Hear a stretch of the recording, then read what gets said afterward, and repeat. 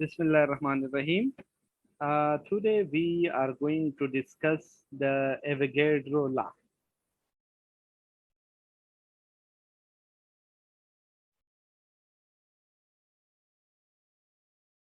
और Avogadro law को explain करने के लिए हमारा तरीका वही बिल्कुल जो प्रीवियस लास्ट के लिए था वही होगा।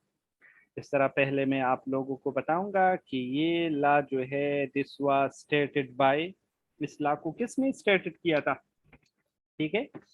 So this law was stated by a scientist whose name is Amedeo Avogadro.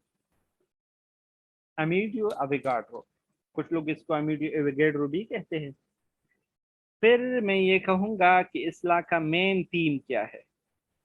शाबाश। इस लॉ का मेन थीम क्या है?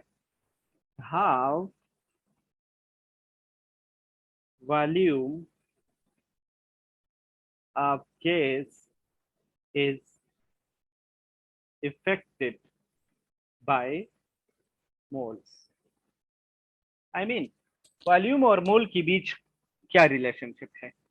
जब आप मोल्स को इंक्रीज करते हैं तो वॉल्यूम पे क्या असर पड़ता है?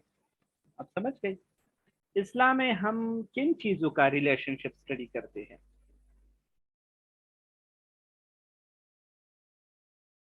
रिलेशनशिप।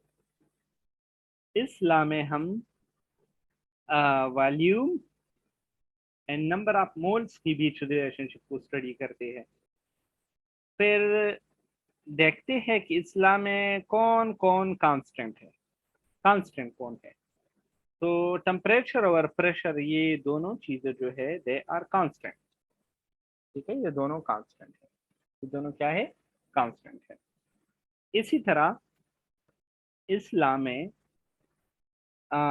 इस्लाम में मजीद हम इसका स्टेटमेंट पढ़ेंगे। और स्टेटमेंट आपको पता है अक्सर मैं इक्वेशन की बेस पर एक्सप्लेन करता हूँ। मेरा सजेशन आप लोगों के लिए है कि जिस लॉ का इक्वेशन हो काइंडली स्टेटमेंट उसी इक्वेशन की बेस पर करो, तो आप आसानी से समझ पाएंगे और आप बहुत कुछ एक्सप्लेन कर सकेंगे फिर।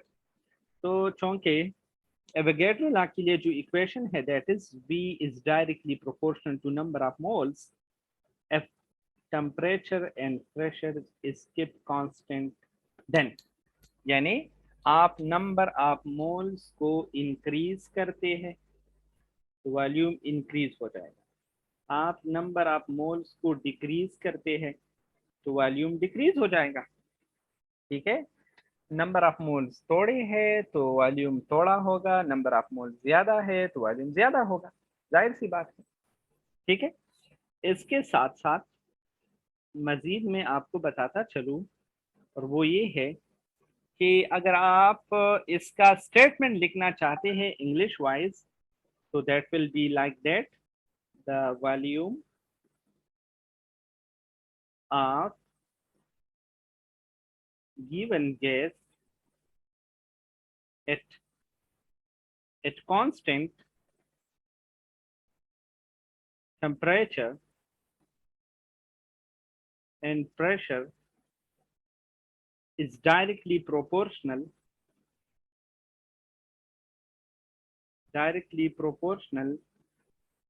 to number of moles.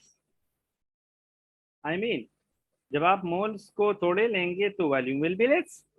आपको पता है अगर आपके साथ 1 मोल गैस है तो वो 22.4 dm³ को ऑक्युपाई करता है। अगर आपके साथ 2 मोल है तो दैट इज 44.8 dm³। आप मेरी बात को समझ गए ना? तो volume is directly proportional to the number of moles. अब ऐसा करते हैं कि अगर आप इस इक्वेशन को सिंपल करना चाहते हैं तो आप साइन ऑफ प्रोपोर्शनलिटी को हटाएंगे, कांस्टेंट लगाएंगे और हमारे साथ एक इक्वेशन बनेगा, कंप्लीट इक्वेशन बनेगा। और वो इक्वेशन कुछ इस तरह होगा, देखिए, V is equal to Kn, who is K? A K is constant, ये K constant है। अगर आप के का इक्वेशन मालूम करते हैं तो K will be equal to V divided by N. So this is the another statement for Avogadro law, और ये काफी इंटरेस्टिंग है. देखिए, वॉल्यूम और नंबर ऑफ मोल्स के बीच रेशो है, रेशो डिवीजन है. So we will also state the Avogadro law like this. The ratio, ratio का मतलब होता है डिवीजन. ठीक है, सॉरी मैंने परसेंटेज लिख दिया. The ratio of volume to temperature to number of moles always remains constant.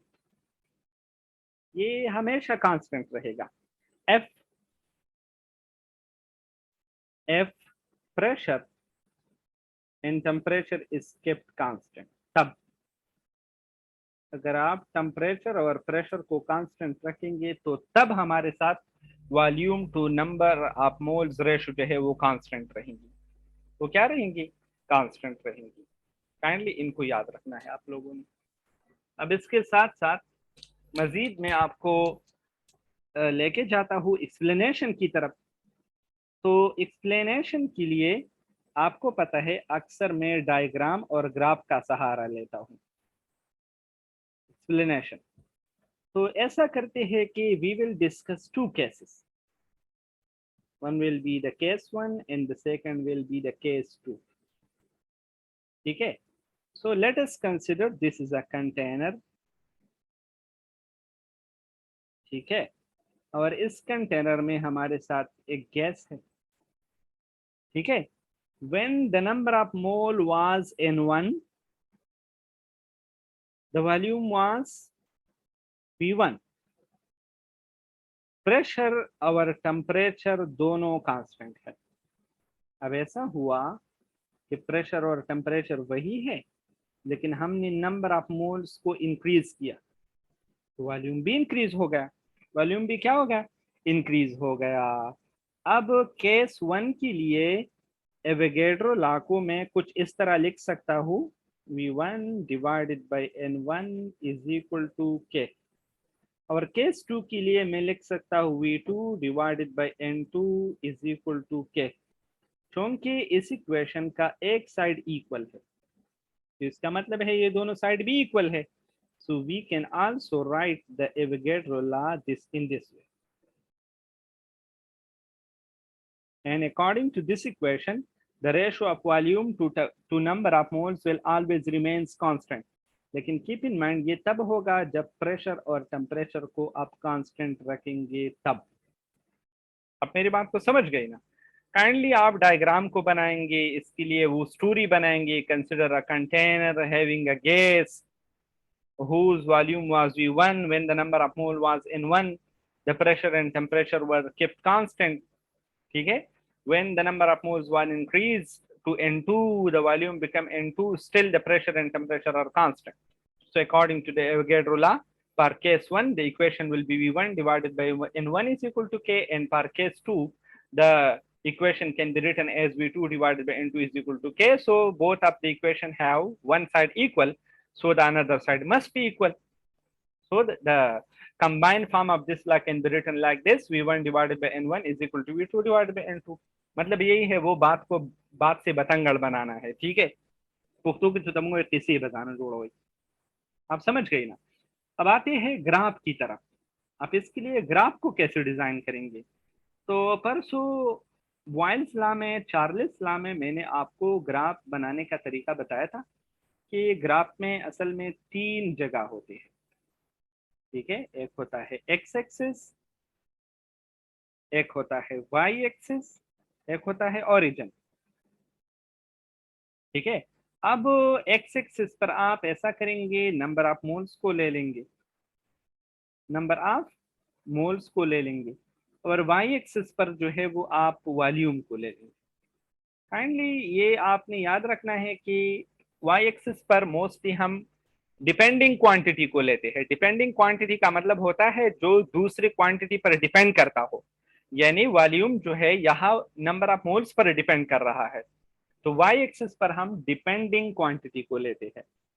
अब जाहिर सी बात है नंबर ऑफ मोल्स को मैं इंक्रीज कर रहा हूँ, नीचे देखिए आहिस्ता आहिस्ता इंक्रीज हो रहा है। सपोज ये 1 है, ये 2 है, ये 3 है, ये 4 है, 5 है, 6 है, 7 है, 8 है।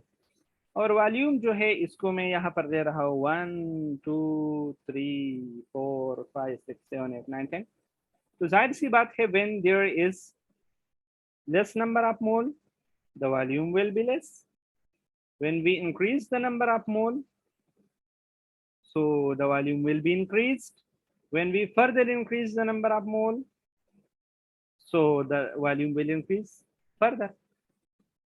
So the graph will be straight line, and this will be possible if the temperature and pressure are kept constant. अगर इन दोनों को हम constant रखेंगे तब ये ग्राफ स्ट्रेट होगा। अगर टेम्परेचर और प्रेशर के साथ हमने छेड़छाड़ की तो फिर ये ग्राफ स्ट्रेट नहीं होगा। Then the Avogadro law should be not valid. अब मेरी बात को समझ गई ना? ठीक है।